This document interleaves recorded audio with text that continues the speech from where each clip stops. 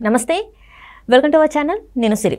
త్రిదండి చిన్నజీయ స్వామి గారు అయితే చంద్రబాబు నాయుడు గారి గురించి సంచలన వ్యాఖ్యలు చేశారు. అవి ఏంటనేది మనకు వివరించడానికి మనతో పాటు ఉన్నారు ప్రముఖ రాజకీయ విశ్లేషకులు కిలార్ నాగార్జున గారు. నమస్కారం సార్. నమస్తే సార్, ఇప్పుడు చూస్తున్నట్టయితే ఏపీలో ఏదైతే వరదలు దానివల్ల చాలామంది ఇబ్బందులు పడడం అదంతా కూడా చూసిన తర్వాత త్రిదండి చిన్నజీయ స్వామి గారు అక్కడికి వెళ్ళి అంటే కృష్ణమ్మకి సార పెట్టడం, అక్కడికి వెళ్ళిన తర్వాత చంద్రబాబు నాయుడు గారి గురించి తన పనితీరు గురించి తను చెప్పడం ఇదంతా మనం చూస్తున్నాం.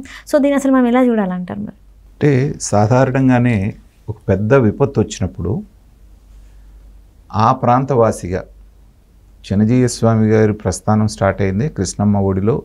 ఆ ఒడ్డున ఉన్నటువంటి తాడేపల్లిలో వాళ్ళ ఆశ్రమం ఏదైతే ఉందో అక్కడే ఆయన యొక్క ఆశ్రమం ఉంది కాబట్టి ఆ ప్రాంతంతో ఆయనకి మంచి అనుబంధం ఉంది.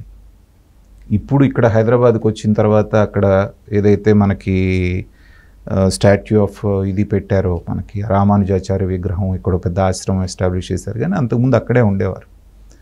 సహజంగానే ఆ ప్రాంతానికి విపత్తు వచ్చిందన్నప్పుడు ఆధ్యాత్మిక గురువుల్లో ఒక ప్రముఖమైనటువంటి గురువు ఆయన కూడా చిన్నజీయ స్వామి గారు. అలాంటి వ్యక్తి ఎంతోమందిని ఎన్నో రకాలైనటువంటి వైపరీత్యాలని ఆయన జీవితంలో చూసుంటారు. చూసిన తర్వాత 120 సంవత్సరాల విజయవాడ చరిత్రలో ఏ రోజున లేనటువంటి విపత్తు ఇవాళ వాళ్ళకి విజయవాడ పట్టణ వాసులకు దాపురించింది. దాపురించినప్పుడు ఏంటంటే సహజంగానే ఆయన అక్కడ ఉన్నప్పుడు మీరు చెప్పినట్టుగా ఆ కృష్ణమ్మని శాంతింపజేయటానికి శాంతి పూజలు చేసి సారి సమర్పించిన సందర్భంలో మాట్లాడుతూ అక్కడ జరుగుతున్నటువంటి సహాయక చర్యల్ని ఆయన కూడా గమనిస్తూ ఉంటారు కదా. చంద్రబాబు నాయుడు గారు 74-75 ఏళ్ళ వయసులో రాత్రనక పగలనక తెల్లవారులు ఆయన ఎలాంటి శ్రమ పడుతున్నారు మళ్ళీ విజయవాడని గాడిలో పెట్టడానికి అనేటువంటిది చూసినప్పుడు సహజంగానే ఆయనకి ముచ్చటేసి ఉంటుంది. దాని మీద ఆయన కామెంట్ చేశారనేటువంటిది మనం చూడొచ్చు. అయితే ఇంకోటి కూడా ఆయన మెన్షన్ చేసింది ఏంటంటే విశాఖపట్నానికి 2014లో చంద్రబాబు నాయుడు అధికారంలోకి రాగానే హుద్హుద్ తుఫాన్ అనేది వచ్చినప్పుడు చాలామంది అనుకున్నది ఏంటంటే మళ్ళీ పూర్వస్థితికి వైజాగ్ రావడానికి ఒక 6 నెలల నుంచి సంవత్సరం టైం, ఎంత బాగా పనిచేసినా అని నిపుణులందరూ అనుకున్నారు.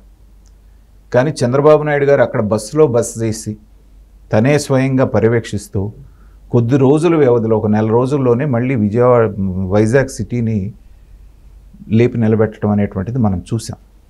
సో ఒక రకంగా ఇవాళ ఆంధ్ర రాష్ట్రానికి అదృష్టం ఏంటంటే ఇలాంటి టైంలో చంద్రబాబు నాయుడు గారు అధికారంలో ఉండటం, చంద్రబాబు నాయుడు గారు ముఖ్యమంత్రిగా ఉండటం.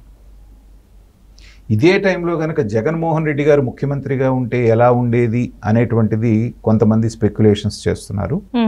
దానికి ఆయనే సమాధానం చెప్పాడు. ఎవరు? జగన్మోహన్ రెడ్డి గారు. ఏమని? విపత్తు వచ్చినప్పుడు ముఖ్యమంత్రి అనేటువంటి వాడు ఆ ప్రాంతానికి వెళ్ళకూడదు ఆయనే చెప్పాడు స్వయంగా. ముఖ్యమంత్రి అక్కడికి వెళ్తే అధికార యంత్రాంగం అంతా ఆయన్ని చూసుకోవటానికే సరిపోతుంది కానీ ప్రజలను పట్టించుకోరు. అది ఆయన చెప్పేటువంటి సిద్ధాంతం, అది ఆయనకు ఉన్నటువంటి అవగాహన.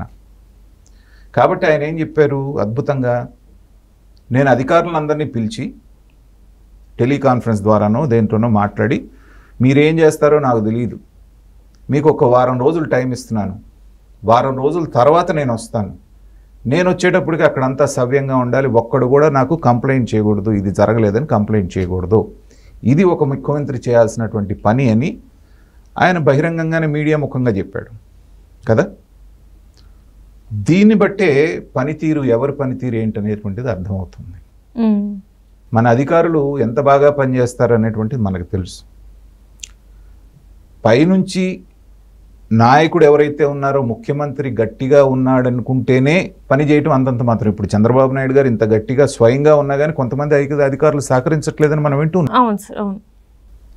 అలాంటిది వారం రోజుల తర్వాత వస్తాను మీరు చూసుకోండి అని ముసుగుదాన్ని ముఖ్యమంత్రి పనుకుంటే పనులు అవుతాయా? సో అలాంటి ముఖ్యమంత్రి పాలన మనం 5 సంవత్సరాలు చూసాం. చూసిన తర్వాత వారం రోజుల తర్వాత వెళ్ళి ఎలా పరామర్శించారు, మునిగిపోయిన పంటలను చూసాం మనం.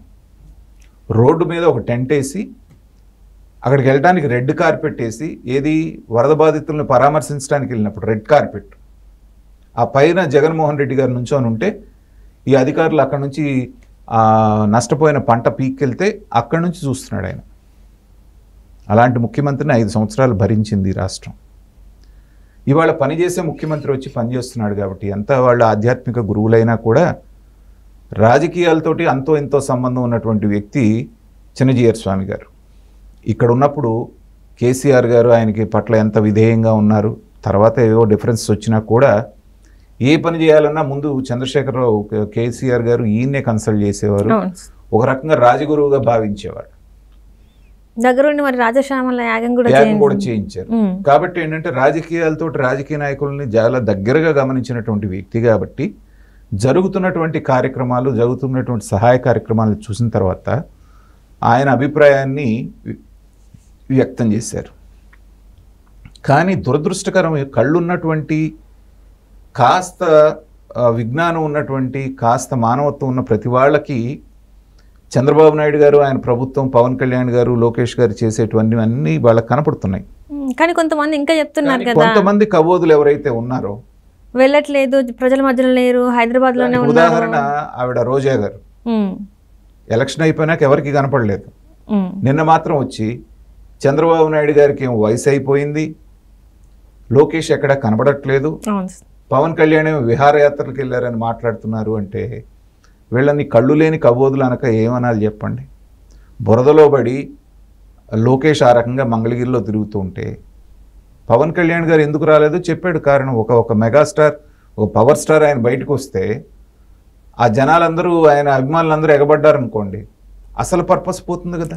ఇవాళ జగన్మోహన్ రెడ్డి గారు అక్కడికి వెళ్తే బాధలో ఉన్న చోట జేజేలు కొట్టించుకుంటా, షేక్ హ్యాండ్లు ఇస్తూ సెల్ఫీలు తీసుకుంటే ఎంత విమర్శలు పాలయ్యాడు ఆయన, అందరు నవ్వుతున్నారు. అలాగే పవన్ కళ్యాణ్ గారు వెళ్ళినప్పుడు వాళ్ళు జేజేలు కొడితే ఆయన కూడా విమర్శించేవాళ్ళు కదా. దానికి అవకాశం ఇవ్వకుండా అధికారులతో సమీక్ష చేస్తూ చంద్రబాబు నాయుడు గారు గ్రౌండ్ లెవెల్లో తిరుగుతూ ఉంటే పైన ఆయన కోఆర్డినేట్ చేస్తున్నాడు. దాన్ని కూడా ఎగతాళి చేసిన వాళ్ళు ఉన్నారు. కాబట్టి ఇవన్నీ గమనించినటువంటి వ్యక్తిగా, రాష్ట్రంలో ఒక ముఖ్యమైనటువంటి వ్యక్తిగా, ఉభయ రాష్ట్రాల్లో చిన్నజీయర్ స్వామి గారు ఉన్నది ఉన్నట్టుగా చంద్రబాబు నాయుడు గారి గురించి, రాష్ట్ర ప్రభుత్వం గురించి ఆయన అభిప్రాయాన్ని చెప్పారు. అది ప్రజల అభిప్రాయం అనేది కూడా మనకు తెలుస్తూ ఉంది. మొత్తానికైతే అందరు ప్రశంసలు పొందుతున్నారు అనుకోవచ్చా సార్? అంటే ప్రశంసలని కాదు, ఒక నాయకుడు ఎలా ఉండాలి అనేది ఈ తరం పిల్లలకే కావచ్చు, యూత్కే కావచ్చు, ఒక ఐకానిక్గా నిలిచినారని అనుకోవచ్చా సార్? మరి ఖచ్చితంగానమ్మా. ఎందుకంటే చంద్రబాబు నాయుడు గారి విజన్, చంద్రబాబు నాయుడు గారి పనితీరు అనేటువంటిది దాదాపుగా గత 30 సంవత్సరాలుగా ప్రజలు చూస్తూనే ఉన్నారు. ఇక్కడనే కాదు, ఒకసారి ఒరిస్సాలో ఇలాగే తుఫాన్ వచ్చేసేసి వరదలు వచ్చి వాళ్ళు అల్లాడుతూ ఉంటే ఒరిస్సా ప్రభుత్వం రాకముందే చంద్రబాబు నాయుడు గారు ఇక్కడ నుంచి సహాయక బృందాలు పంపించారు ఆ బార్డర్లో ఉన్నటువంటి వాళ్ళకి. అది ఇప్పటికి కూడా చెప్పుకుంటారు జనాలు. కాబట్టి ఎక్కడ విపత్తు వచ్చిందన్నా కూడా ముందుండి, అది నా రాష్ట్రమా, పక్క రాష్ట్రమా, లేకపోతే నేను అధికారంలో ఉన్నానా, అధికారంలో లేనా అనేటువంటిది లేకుండా సహాయం చేయడానికి ముందుండేటువంటి ట్రాక్ రికార్డ్ చంద్రబాబు నాయుడు గారికి ఉంది. అది 30 సంవత్సరాలుగా ఆయన ప్రూవ్ చేసుకుంటున్నారు. కానీ 74-75 సంవత్సరాల వయసులో కూడా అంతకు ముందు కంటే ఉత్సాహంగా ఆయన పనిచేయడం చూస్తూ ఉంటే ఎవరైనా, మనసున్నటువంటి వాళ్ళు ఎవరైనా సరే మెచ్చుకోవాల్సిందే. అదే ఇవాళ జరుగుతుంది. Right, thank you so much.